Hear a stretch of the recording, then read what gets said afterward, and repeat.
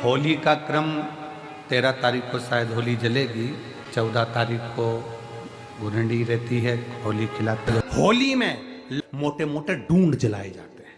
डूंडा की राख तैयार होती है, उसका कालापन जो तैयार होता है उसको उठाकर ले आए और कपड़े में उसको छान कर राख तैयार कर कर 3-4 बार छानने के बाद उस भस्म को 12 बजे से 1 बजे के बीच में शिव जी को समर्पित कर देता है और उस भस्म को उठाकर उसमें घी मिलाकर मस्तक पर तिलक लगाकर चले जाता है। वो जिंदगी में कभी हार नहीं सकता, विजय ही पाकर आता है, उसकी कभी हार नहीं हो सकता।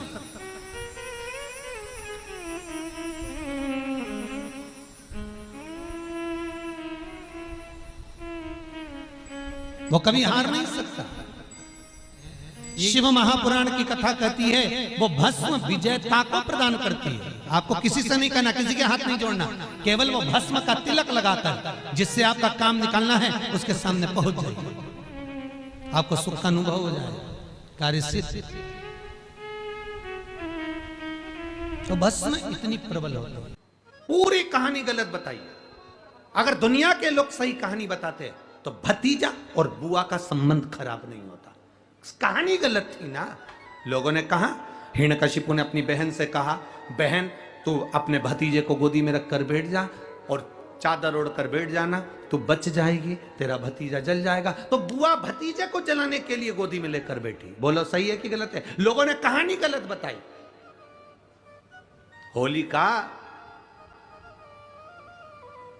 लोगों ने कहा उसने अपने भतीजे को जलाया। पहले तो होलिका का नाम तो निकालो कि होलिका का नाम क्या है। कथा वालों ने कह दिया हिरण्यकशिपु की बहन थी होलिका, वो अपने भतीजी प्रहलाद को गोदी में लेकर बैठ गई। वो प्रहलाद को हाथी के पांव के नीचे डाला, खोलते तेल में डाला, अग्नि में डाला, इसमें डाला, उसमें डाला, नहीं मरा। आखिरी में अपनी बहन से कहा होलिका तो अपने भतीजे को गोदी में लेकर बैठ जा। पहले उस होलिका का असली नाम तो लाओ, जिस होलिका का नाम विष्णु पुराण में डूंडा लिखा है।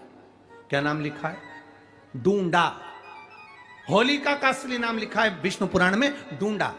इसलिए आज भी होली में लकड़ी नहीं जलाई जाती, मोटे मोटे डूंड जलाए जाते हैं, क्योंकि उसका नाम डूंडा है। और डूंडा बैठी अग्नि में, भतीजे को गोदी में लेकर बैठ गई। उसके पास में एक ब्रह्मा जी की चादर थी, जिसको ओढ़ कर बैठ जाती थी तो आगी में जल नहीं सकती थी। डूंडा ने देखा चारों तरफ से आगी लग गई, मेरा भतीजा जल जाएगा। तो बुआ को लगा मेरा भतीजा जल जाएगा।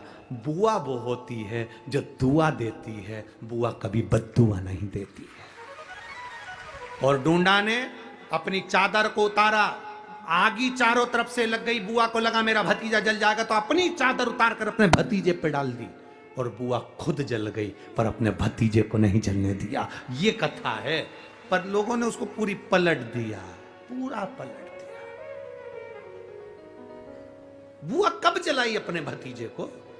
होली का क्रम 13 तारीख को शायद होली जलेगी, 14 तारीख को गुरंडी रहती है, होली खिलाती है। पिछले वर्ष थोड़ा सा होली का क्रम रहा, तो अब की बार सब जगह की होली में ना जाते हुए केवल एक होली, वो भी सीहोर की, वो 15 तारीख को महादेव की होली, मार्च को महादेव की होली। अपने शिवालयों में शंकर जी शिव मंदिर के अंदर चंदन का जल 1 लोटा अवश्य चढ़ाएं। महादेव की होली अवश्य मनाएं। होली आ रही है, लगी नहीं रिया की होली जैसा है। दिवाली आती है तो लगता ही नहीं कि दिवाली जैसा है। राखी आती तो लगता ही नहीं राखी जैसा है। सारे त्योहार फीके हो गए गुरुजी। हमने कहा त्योहार फीके नहीं हुए, त्योहार का कलर फीका नहीं हुआ, त्योहार का रंग फीका नहीं हुआ है। बस त्योहार वही है, गुलाल वही है, मिठाई वही है, गुजिया पपड़िया वही है, खुरमे चकरी वही है, पपड़िया वही है, गुजिया वही है, इंसान वही है।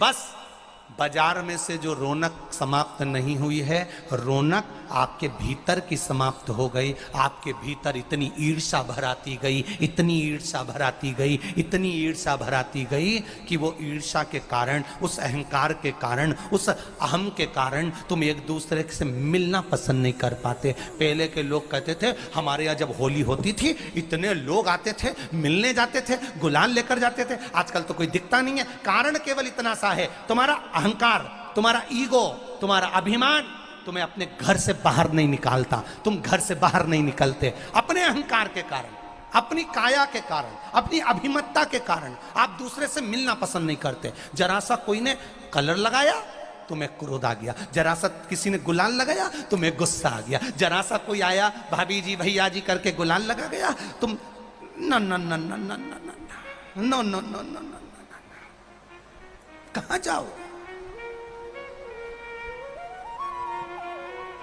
इतने वीआईपी हो गए, इतने वीआईपी हो गए, इतने वीआईपी हो गए कि अपने त्योहारों से भी दूर हो गए। मेरा निवेदन है, होली का त्योहार आ रहा है,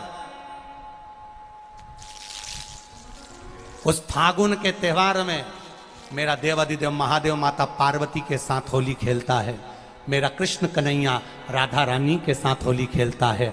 आप भी अपने इष्ट मित्रों के साथ होली खेलिए और दिल से खेलिए। अरे सीहोर जिले में एक होली होती थी, उस होली का नाम हमने पिछली बार बदल दिया था। कौन सी होली कर दी थी? महादेव की होली। पिछली बार हमारे सीहोर जिले में हमेशा होती आई थी वो होली, थोड़ा उसका नाम हमने चेंज कर दिया था तो उसको महादेव की होली कर दिया था। मेरे सीहोर जिले के रहने वाले सभी रहवासियों से, जिले भर के निवासियों से निवेदन करना चाहूंगा, वो पुरानी होली को बंद कर महादेव की होली नाम दिया गया है। शिव मंदिर में जाना है, चंदन का जल शिव जी को 1 लोटा चढ़ाना। एक बात अपनी जिंदगी में उतार कर रखो, शंकर भगवान को घी का दिया भी लगाओ तो तुम्हारे घर में जो असली घी हो, थोड़ा सा भले 1 पत्ती लगाओ, भले इतनी सी बत्ती जलाओ, पर असली घी की जलाओ। शिव जी को अगर चंदन भी लगा रहे हो तो असली लगाओ। शंकर भगवान को चावल भी चढ़ा रहे हो तो असली चढ़ाओ। शंकर भगवान को अगर अष्टगंध भी चढ़ा रहे हो तो असली चढ़ाओ। केमिकल का कोई चीज मेरे महादेव को मत चढ़ाओ जिससे भगवान शिव की मूर्ति नष्ट हो। ऐसी कोई चीज मेरे महादेव को ना चढ़ाओ। अगर शंकर भगवान के साथ आप होली खेल रहे हो तो चंदन का पानी शंकर भगवान को चढ़ाइए, अष्टगंध का जल भगवान शिव को चढ़ाइए। तो करो तैयारी, आ रहा है त्रिपुंड धारी महादेव की होली। बड़े आनंद के साथ मेरा निवेदन, अपने शिवालयों में, शंकर जी के मंदिरों में, सीहोर जिले के प्रत्येक शिव मंदिर के अंदर चंदन का जल 1 लोटा अवश्य चढ़ाएं, महादेव की होली अवश्य मनाएं। और भाव के साथ 5 मंदिर हम भी जाएंगे, कोई जुलूस नहीं, कोई क्रम नहीं, बस बाबा को आराम से जल चढ़ाना ही एक नियम है और बाबा को जल चढ़ाएंगे। आप सब बड़े आनंद के साथ महादेव की होली का स्मरण करिए। महादेव की होली के दिन बेलपत्री की जड़ के नीचे जाकर प्रयास करा करो कि लाल चंदन का जल, लाल चंदन को घिसकर कलश में उस चंदन को डालकर जल भरकर उसको बेलपत्री की जड़ के नीचे सींचन करने का प्रयास करा करो। है कि धीरे धीरे कर कर वो दुख समाप्त होगा, वो दुख कटेगा ही। एक बहुत ध्यान देने वाली बात है कि अगर मान लो कि कहीं पैसा अटक गया है, नहीं आ रहा है, बहुत अथक प्रयास कर लिया, चंदन का जो जल होता है ये व्यक्ति के जीवन में जो धन कहीं रुक गया, अटक गया, नहीं दे रहा, बेलपत्री के वृक्ष के नीचे, जड़ के नीचे सींचन करने से वो प्राप्त होगा।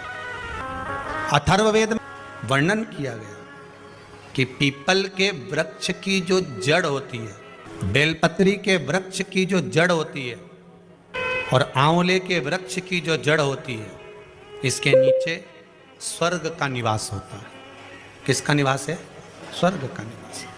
जहां पर ये वृक्ष होता है और उस वृक्ष के नीचे बैठकर हम जब किस जल का सींचन कर रहे हैं। जैसे अभी आपको कहा था कि जल में अगर लाल चंदन मिला हो और आप बेलपत्री के जड़ में सींचन कर रहे हैं तो लक्ष्मी की आवक बढ़ेगी। कहीं पैसा अपना अटक गया, नहीं आ रहा, आएगा। पीपल की जड़ में इत्र का जल, पीपल की जो जड़ होती है उसमें इत्र का पानी, थोड़ा सा जल उसमें थोड़ा सा इत्र का भाग हो महाराज, और आप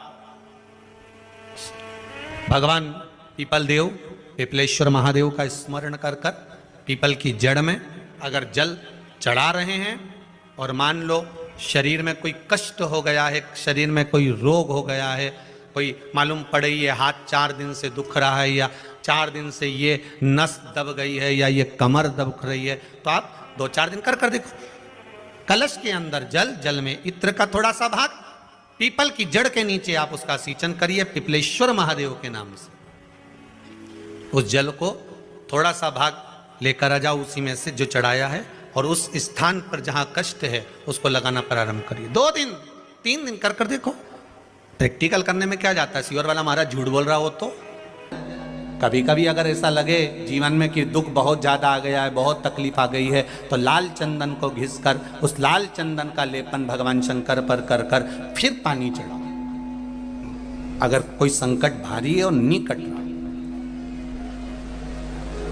जैसे किसी नारी का गर्भ नहीं ठहर रहा, 15 साल हो गए, 20 साल हो गए, 25 साल, जैसे इसने लिखा एक माता ने कि 18 साल की बेटी हो गई थी पर संतान में पुत्र नहीं, तो उसने भाव से कथा सुनी। ऐसे आपके भीतर अगर 20 साल हो गए, 25 साल हो गए, 30 साल हो गए, संतान का सुख ही नहीं है, लाल चंदन का लेपन बाबा भोलेनाथ पर करना प्रारंभ करो। पीठिका पर लाल चंदन का लेपन करना प्रारंभ करो। लाल चंदन से बाबा का श्रृंगार करना प्रारंभ करो। एक बेलपत्री पर लाल चंदन, दोनों पत्ती नीचे वाली, जो नीचे की जो 2 पत्ती होती है इस पे लाल चंदन, और बीच वाली पत्ती पर पीला चंदन लगाकर बाबा के शिवलिंग को समर्पित करिए। बाबा से प्रार्थना करिए, रोज प्रार्थना करो। परंतु एक बात का स्मरण रहे, 25 साल हो गए, 20 साल हो गए, 30 साल हो गए, संतान नहीं, तो पहले जल से अभिषेक कराना, अभिषेक कराकर उस जल का आचमन करने के बाद हाथ को खासा करना, धोना, उसके बाद में फिर वापस बाबा का स्नान कराओ, फिर चंदन का लेपन कराओ, फिर 1 लोटा जल चढ़ाकर बाबा का स्नान कराओ। बाबा का बड़ा सुंदर भाव से लाल चंदन से जो अभिषेक करता है, बाबा को लेपन कर कर फिर जल चढ़ समर्पित करता है, निश्चित है उसकी गोदी मेरा देव अधिदेव महादेव जरूर भरता है। ये निश्चितता है। हम तो बेटियों से भी कहते हैं, जिसका विवाह नहीं हो रहा हो, 25 साल, 30 साल, 27 साल, 28 साल, 32 साल, 40 साल हो गए हो, नहीं हो रहा हो बेटा बेटी का विवाह, उसे लाल चंदन का प्रयोग अशोक सुंदरी वाली जगह पर 7 बिंदी लाल चंदन की लगाकर 7 बेलपत्र 7 बिंदी पर रखिए, और महाराज अपनी कामना कर कर भगवान से आइए। बाबा देगा, करेगा, 3-4 महीने में विवाह पक्का करेगा। ये लाल चंदन की महत्वता है शिव तत्व। रोग बढ़ गया, बेलपत्री के वृक्ष के नीचे दीप लगाना प्रारंभ करो। बाबा से विनती कर कर घी का दिया लगाइए बेलपत्र वृक्ष के नीचे, बाबा से निवेदन करें, रोग निवारण।